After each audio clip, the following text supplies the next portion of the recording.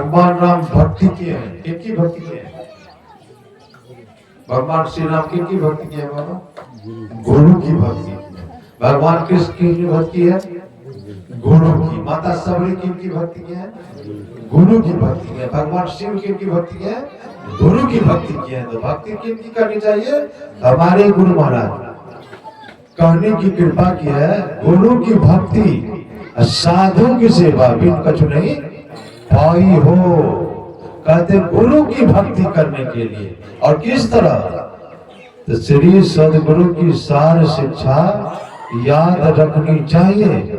अति अटल श्रद्धा प्रेम से गुरु भक्ति करनी चाहिए। गुरु की भक्ति इसलिए करने के लिए कहे हैं कि गुरु दुष्ट का सुधार करते हैं, सुधार देते हैं ना। भगवान संहार कर देते हैं ना। भागलपुर में तुलसीपुर भवन गांव है, भागलपुर जिला। गुरु महाराज का एक गरीब भक्त था, गरीब। उसके मन में हुआ कि मैं सत्संग कराऊं अपने घर पर। गुरु महाराज को लाकर समाज के लोगों को बिठाया और समाज के लोगों से कहा कि मैं अपने यहाँ गुरु महाराज को बुला करके सत्संग करवाना चाहता हूँ।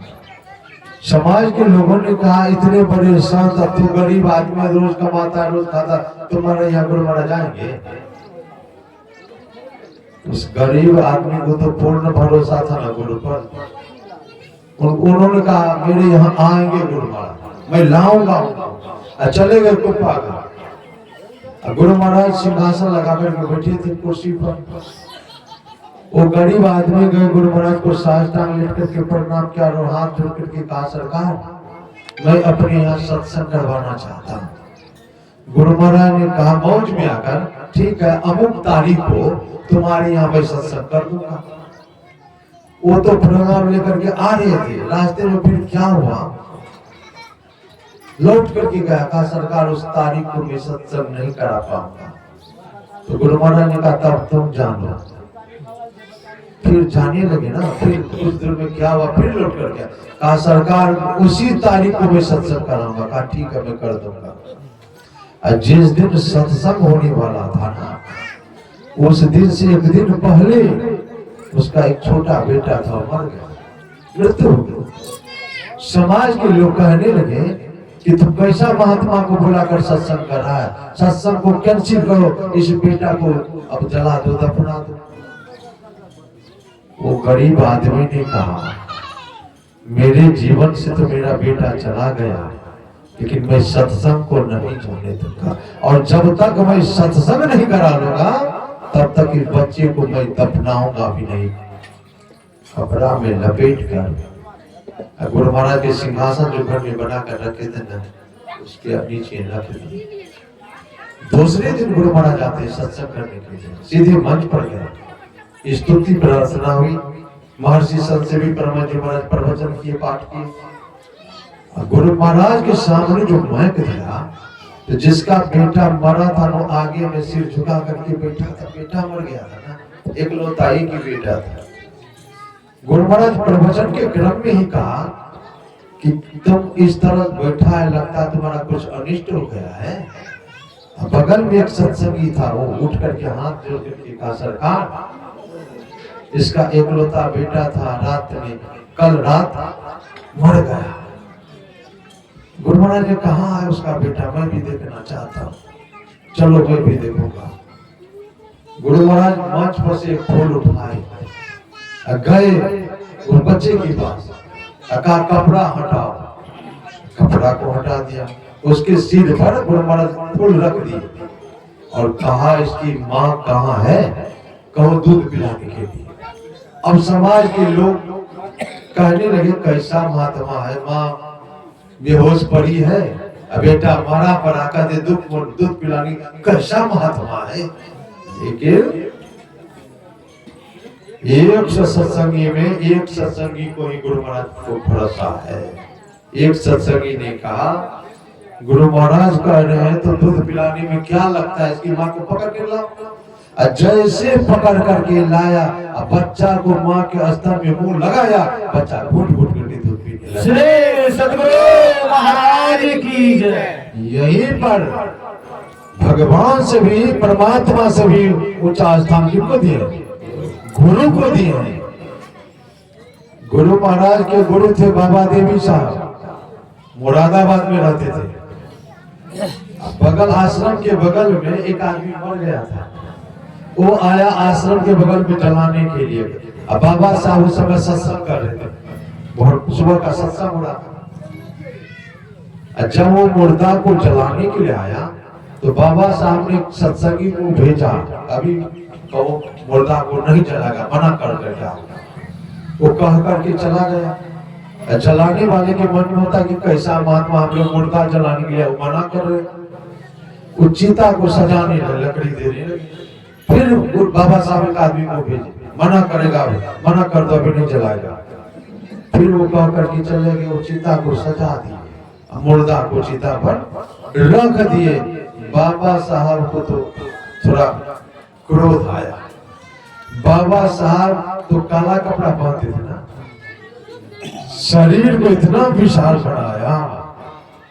अगर आप गुरु से जुक्ति लेकर मानस जप और मानस ध्यान करते हुए दृष्टि योग की क्रिया करेंगे ना, अगर दृष्टि योग की क्रिया हो गई तो शरीर को आप छोटा बड़ा कुछ भी बना सकते। हनुमान जी को देखे है ना, उसको अर्श सिद्धियां मिल जाते हैं। हनुमान जी को देखे कितना बड़ा बन जाता, कितना छोटा, मच्छर भी बन जाता।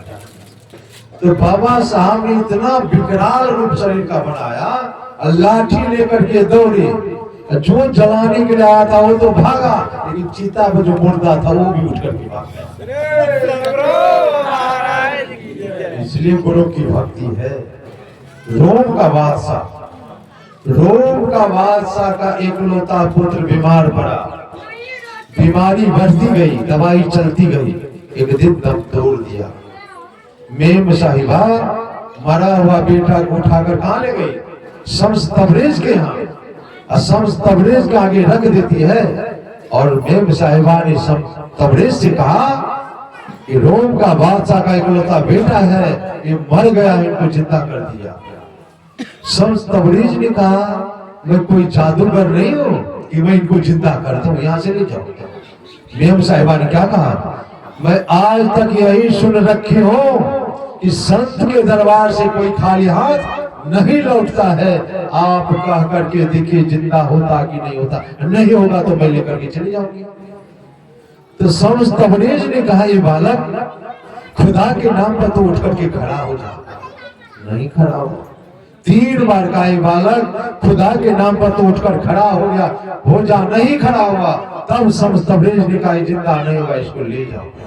मेम साहिबा ने कहा आप अपना नाम लेते नहीं हैं, आप अपना नाम लेकर के बोलिए, अगर ये बच्चा जिंदा नहीं होगा तो मैं लेकर के चली जाऊंगी। तब शम्स तबरेज ने कहा बालक, शम्स तबरेज का रात उठ करके खड़ा हो जा। जैसे का बच्चा उठ करके खड़ा हो गया। जो करे लकीर वो करे फकीर। पंजाब में 10 गुरु हुए और उसमें एक गुरु हुए अर्जुन देव जी महाराज। अर्जुन देव जी महाराज का सत्संग हो रहा था लाहौर में। तो लाहौर कहाँ? पाकिस्तान। जब गए ना सत्संग करने के लिए तो महात्मा किसी गांव जाते हैं ना, जिसको महात्मा से प्रेम रहता ना, कहते बाबा मेरे यहाँ भोजन, आज मेरे यहाँ भोजन, मेरे यहाँ। अर्जुन देव जी महाराज को सब भक्त कहने लगा सरकार आज मेरे यहाँ भोजन, आज मेरे यहाँ भोजन। अर्जुन देव जी महाराज ने कहा एक काम करो, एक लिस्ट बनाओ, किसके यहाँ कब भोजन करना है वो नाम लिख लो। सब लिखवाना शुरू किया। उसका एक भगत था, बहुत गरीब भगत था, रोज कमाता था, रोज खाता था। नाम था पिता का सम्मन, बेटा का नाम था मौसम। वो भी अपना नाम सबसे नीचे लिखा दिया। जिस भक्त यहाँ भंडारा बनता था ना, तो अर्जुन देव जी महाराज का जो लांगड़ी था एक दिन पहले जाता था। लांगड़ी समझ गए? पंजाब गए हैं, लांगड़ी कहते रसोईया भंडारी को। वो एक दिन पहले जाते थे और सब सामान लेते थे, तब भोजन बनाते थे। अब जिस दिन सम्मन के यहाँ भोजन का बारी, उस दिन लांगड़ी गया सम्मन के यहाँ। सम्मन के यहाँ क्या हुआ था, वो जो कुछ पैसा बचा बचा करके रखता था ना, 5-6 दिन पहले दोनों बाप बेटा इतना बीमार पड़ गया, सब पैसा खत्म। लांगड़ी गया सामान लाने के लिए, न पैसा है न सामान है। सम्मन ने कहा एक काम करो, तुमको भोजन में क्या क्या सामान लगता है वो लिस्ट बना दो, मैं कल दे दूंगा तुमको, तुम आकर के भोजन बना देना। वो लिस्ट बना करके चला गया। सम्मन और मोशन रात में विचार किया, बगल में सेठ का दुकान था, कहा चलिए इसे उधार ले लेंगे, फिर कमा करके दे देंगे। जब सेठ के यहाँ गया दोनों बाप बेटा, कहा सेठ जी इस लिस्ट के मुताबिक मुझे सामान दे दीजिए, अब मैं फिर कमा करके दे दूंगा। सेठ के मन में हुआ ये रोज कमाता है रोज खाता है, पैसा तो बचता ही नहीं, तो देगा कहां से, नहीं दिया। दोनों बाप बेटा घर पर आए और दोनों बाप बेटा विचार किया। मोशन ने कहा पिताजी चलिए इसी सेठ के घर में चोरी करेंगे, सेंध लगा करके देखिए चोरी करेंगे, और चोरी करके बेईमानी नहीं कर लेंगे, जितना पैसे का सामान कमा कमा करके फिर दे देंगे। रात में गया चोरी करने में, सेंध लगा करके अंदर घुसा, सब सामान उठाया, पोटली बांध करके बाहर निकल गया।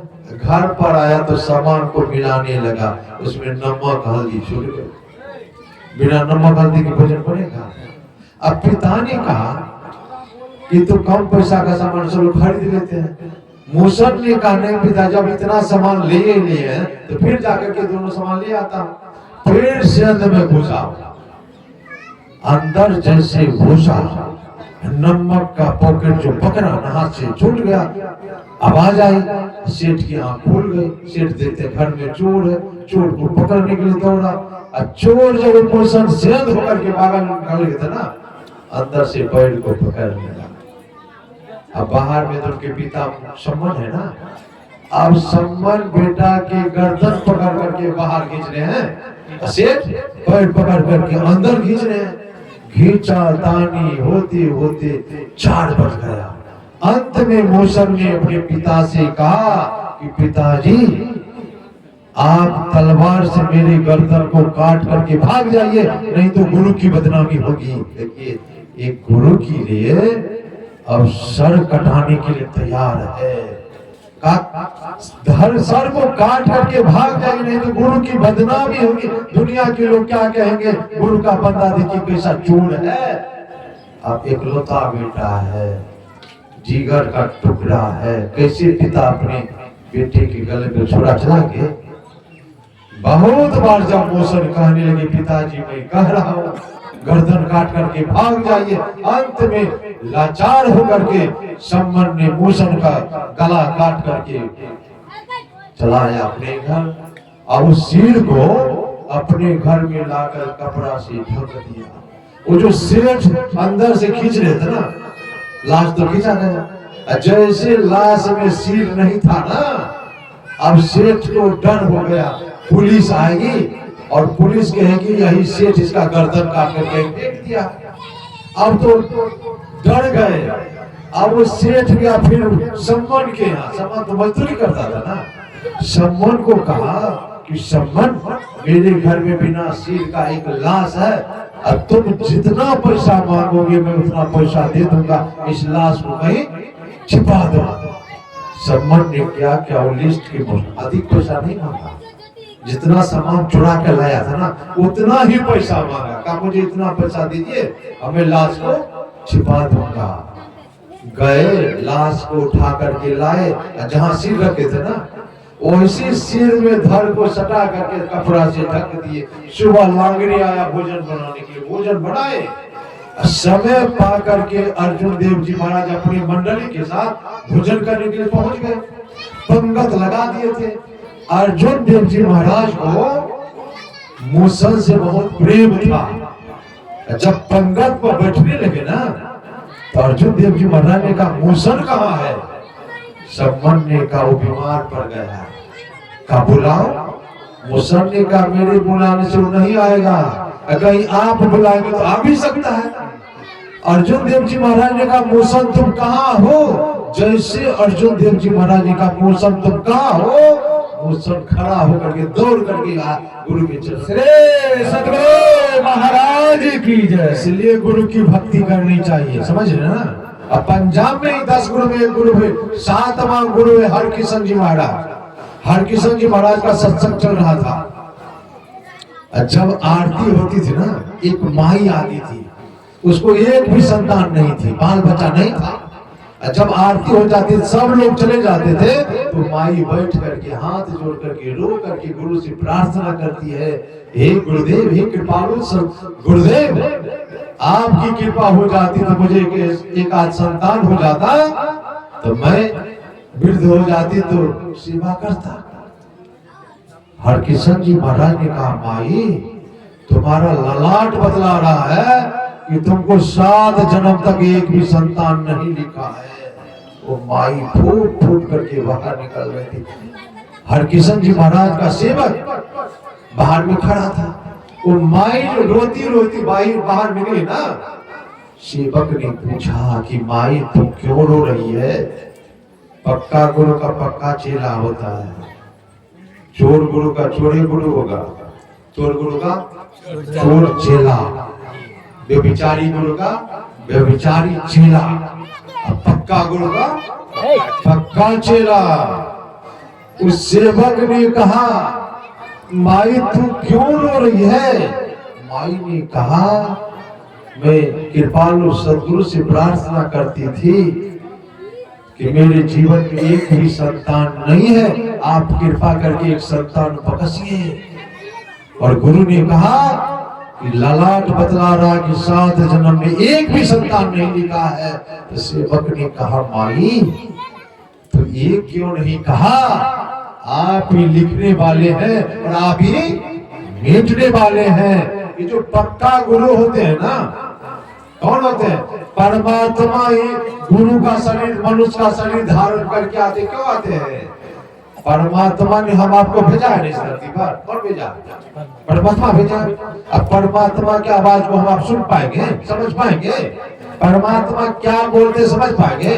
इसलिए हम आपके कल्याण के लिए, हम आपके उद्धार के लिए परमात्मा इस सदगुरु बन करके आते हैं। तो सेवक ने कहा माई तुमने ये क्यों नहीं कहा?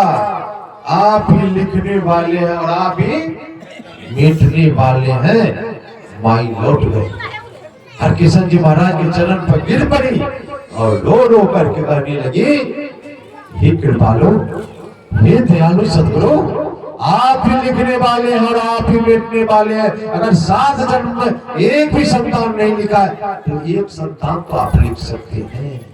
संत के दरबार में विनम्र होकर के जाएंगे, झोली भर करके आएंगे, अहंकार को लेकर जाइए, खाली हाथ लौटना पड़ेगा। दया आ गई, हरकिशन जी महाराज पिघल गए और हरकिशन जी महाराज ने कहा ठीक है माई, कल 11 बजे तो कागज कलम स्याही लेकर के आना, मैं तुम्हारे जीवन में एक संतान लिख दूंगा। माई डर गई। अब कागज कलम स्याही का व्यवस्था करने में पहले तो लकड़ी का कलम चलता था ना, डुबा डुबा करके हम लोग भी लिखे हैं ना, दबात में इंक रखते थे, उसमें लकड़ी का कलम बनाते थे। मैं भी बहुत वर्षों तक लिखा हूँ। कहा लेकर के आना, उस माई को व्यवस्था करने में समय लग गया। 11 बज गया। हरकिशन जी महाराज घोड़ा पर चढ़कर कहीं जाने वाले थे, घोड़ा पर चढ़ गए थे, तब तक में वो माई दौड़ करके आ गई। कहा हे गुरुदेव, मैं कागज कलम स्याही लेकर आ गई हूँ। हरकिशन जी महाराज ने कहा लाओ, मैं तुम्हारे जीवन में एक संतान लिख देता हूँ। जैसे कलम में स्याही स्पर्श कराकर कागज पर एक लिख रहे थे ना, एक लिखने ही वाले थे, घोड़ा टाप उठा दिया, लिखा गया 7। हरकिशन जी महाराज ने कहा भाई, मैं तो तुम्हारे जीवन में एक संतान लिख रहा था, लेकिन तुम बहुत भाग्यशालिनी हो। अब 7 लिखा गया, अब 7 जन्म में एक एक संतान होगी। श्री सदगुरु महाराज जो न करे लकीर, ब्रह्मा के लकीर को भी मिटाने का दम है तो गुरु में है, किसी भगवान में, किसी परमात्मा में भी वो दम नहीं है। अगर उस मिटाने का दम है, अगर कोई माँ को, कोई नारी को, कोई स्त्री को बाल बच्चा नहीं होता ना, बांझ हो गई ना, अगर जिस दिन गुरु की कृपा हो जाएगी ना, उसकी लकीर को भी मिटा देते हैं ना। लकीर को मिटाने का दम है तो संत में है, और किसी को भगवान में भी, वो परमात्मा में भी नहीं है, संत में है। इसलिए परमात्मा से बढ़ करके कौन है? गुरु है। माता सबरी राम की भक्ति की है, किसकी भक्ति की है? गुरु की भक्ति की है। इसलिए कि गुरु की भक्ति साधु की सेवा बिन कछु नहीं पाई हो। काशी नगरी में एक बहुत बड़े ज्योतिषी था, बहुत बड़ा ज्योतिषी। काशी नगरी में उनकी ख्याति फैल गई थी। उसी समय में एक संत हुए, कौन? समर्थ रामदास जी महाराज, जो शिवाजी महाराज के गुरु थे। एक लंगोटी पहनते थे और भिक्षा मांग करके खाते थे। और काशी नगरी में समर्थ रामदास जी महाराज की इतनी ख्याति फैल गई, अब सिद्ध ज्योतिषी का जो ख्याति तो धूमिल फैल गया। अब सिद्ध ज्योतिषी समर्थ रामदास जी महाराज से जलने लगा। लेकिन सत्संग होता है ना, सत्संग में बहुत लोग आने लगे, जुटने लगे, बहुत लोग जलने लगता है। ईर्ष्या होती है, बहुत लोगों की ईर्ष्या होती है। अपना जो दारू पी रहा है, मांस खा रहा है, व्यभिचार कर रहा है, उधर ध्यान नहीं है। लोग जो सुधर रहे हैं ना, पवित्र हो रहे हैं, किसी का बेटा बढ़िया हो गया ना, आचरणवान हो गया ना, जिसका बेटा व्यभिचारी से जलने लगा, किसी का बेटा पढ़ने लगा, किसी का बेटा माँ बाप का सेवा करने लगा ना, जिसका बेटा माँ बाप को मारता ना, वो जलने लगा। इसका बेटा क्यों सेवा कर रहा? उसी तरह से उनसे जलने लगा। समर्थ रामदास जी महाराज से जलने लगा। वो का प्रचार करने लगा, ये पाखंडी है, झूठ बोलता है, भीख मांग करके खाता है। 4 प्रश्न लिखा बाबा। पहला प्रश्न लिखा, इस संसार में सबसे चमकदार क्या है? दूसरा प्रश्न लिखा, इस स्थूल संसार में सूरज को कौन ढक सकता है? तीसरा प्रश्न लिखा, काल के गाल से कौन बचा सकता है? और चौथा प्रश्न लिखा, ब्रह्मा की लकीर को कौन मिटा सकता है? और उद्धव उसका बेटा, उसका सेवक था, सेवक के हाथ में दिया और कहा, इस 4 प्रश्न का उत्तर महात्मा दे देगा तब तो समझूंगा वो महात्मा है, नहीं तो पूरे काशी नगरी में ढिंडोरा पिटवा दूंगा, पाखंडी भीख मांग मांग करके खाता है। सेवक गया लेकर